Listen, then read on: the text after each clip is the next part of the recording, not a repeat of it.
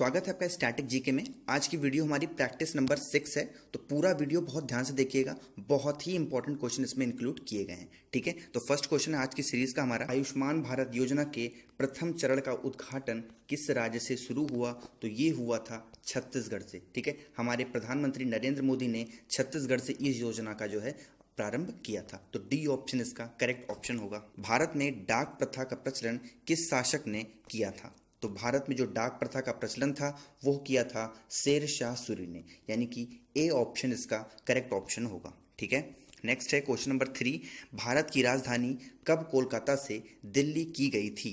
ठीक है, तो ये की गई थी 1911 में, यानी कि बी ऑप्शन इसका करेक्ट ऑप्शन होगा। ठीक है, नेक्स्ट है क्वेश्चन नंबर 4, भारत में किसके द्वारा अंग्रेजी शिक्षा लागू की गई थी? तो ये की गई थी लॉर्ड विलियम बेंटिक के द्वारा, यानी कि ए ऑप्शन इसका करेक्ट ऑप्शन होगा। ठीक है, नेक्स्ट है क्वेश्चन नंबर 5, भारत के पहले उपग्रह का क्या नाम है? तो जो भारत का पहला उपग्रह था वो था आर्यभट्ट। ठीक है, ये भारत का था बट लॉन्च किया गया था कहाँ से? रशिया ने इसको लॉन्च किया था। कब लॉन्च किया था? 1975 में। ठीक है, ये जो उपग्रह था, ये सैटेलाइट था, ये बना इंडिया में था बट लॉन्च कहाँ से हुआ था, किसने किया था? ये किया था रशिया ने 1975 में। ठीक है, वीडियो अगर आपको पसंद आ रही है वीडियो को प्लीज़ आप लाइक और सब्सक्राइब जरूर करते चलें। तो क्वेश्चन नंबर 6 है हमारा कि भारत की पहली मिस इंडिया कौन थी? तो जो भारत की पहली मिस इंडिया थी वो थी ए ऑप्शन, यानी कि प्रमिला। ठीक है, प्रमिला थी। इनका और एक नाम है, इनका नाम था ईस्थर विक्टोरिया अब्राहम। ठीक है, ईस्टर विक्टोरिया अब्राहम, जो कि 1947 में ये मिस इंडिया बनी थी। ठीक है, तो ए ऑप्शन इसका करेक्ट ऑप्शन होगा। ठीक है, नेक्स्ट है क्वेश्चन नंबर 7, भारत में राष्ट्रीय मतदाता दिवस कब मनाया जाता है? बहुत ही इंपॉर्टेंट क्वेश्चन है। तो भारत में मतदाता दिवस 25 जनवरी को मनाया जाता है। ठीक है, तो डी ऑप्शन इसका करेक्ट ऑप्शन होगा। नेक्स्ट है क्वेश्चन नंबर 8, पहली बार राष्ट्रपति शासन कब लागू किया गया?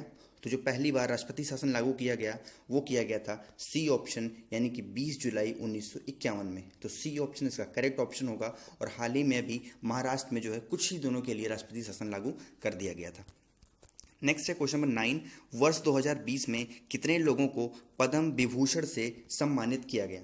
ठीक है, कई प्रकार के जो है अवार्ड होते हैं, पद्म भूषण, पद्म विभूषण, भारत रत्न, पद्मश्री। तो जो पद्म विभूषण था वो दिया गया था 7 लोगों को, यानी कि सी ऑप्शन इसका करेक्ट ऑप्शन होगा। ठीक है, नेक्स्ट है क्वेश्चन नंबर 10, भारत में तीसरा सबसे बड़ा पद्म पुरस्कार कौन सा है? तो जो तीसरा सबसे बड़ा पुरस्कार है वो है हमारा पद्म भूषण, यानी कि डी ऑप्शन इसका करेक्ट ऑप्शन होगा। ठीक है, तो तीसरा ये है। पहला कौन सा होता है?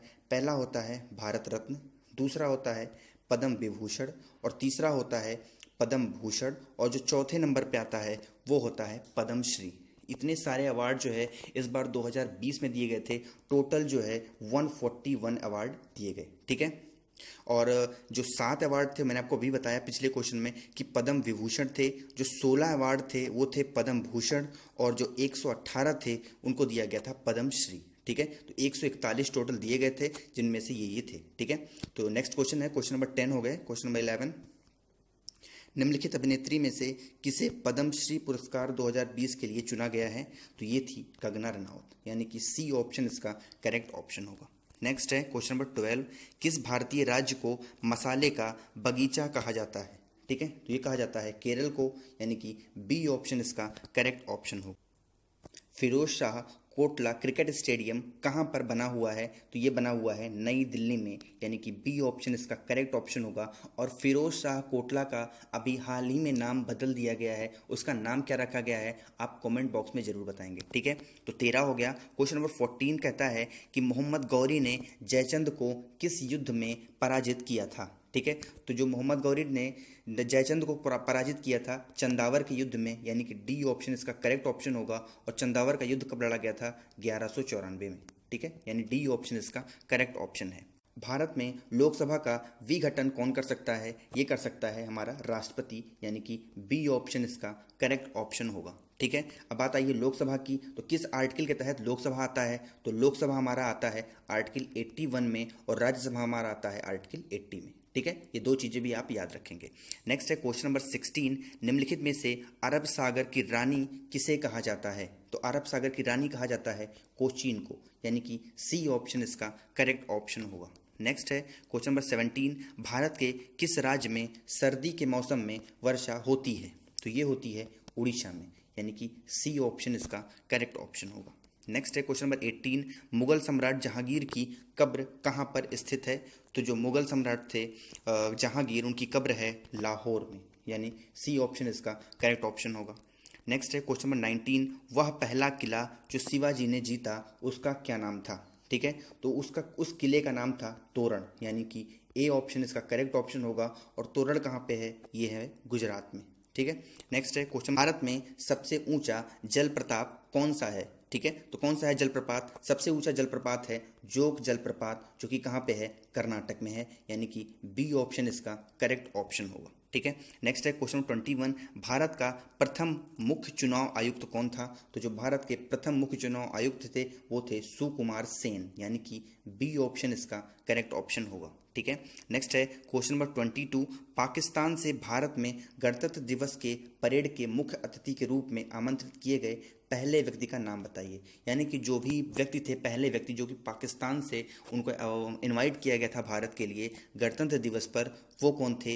वो थे हमारे मलिक गुलाम मोहम्मद, यानी कि सी ऑप्शन इसका करेक्ट ऑप्शन होगा, मलिक गुलाम मोहम्मद। ठीक है, नेक्स्ट है क्वेश्चन नंबर 23, 1950 में भारत की पहली गणतंत्र दिवस परेड में प्रथम मुख्य अतिथि कौन थे? ठीक है, तो ये कौन थे? ये थे हमारे राष्ट्रपति सुक्रोण। ठीक है, अब सुक्रोण कौन थे? ये थे इंडोनेशिया के राष्ट्रपति हुआ करते थे उस टाइम पे। ठीक है, तो ए ऑप्शन इसका करेक्ट ऑप्शन होगा। ठीक है, नेक्स्ट है क्वेश्चन नंबर 24, भारतीय भूमि से छोड़ा जाने वाला प्रथम उपग्रह कौन सा है?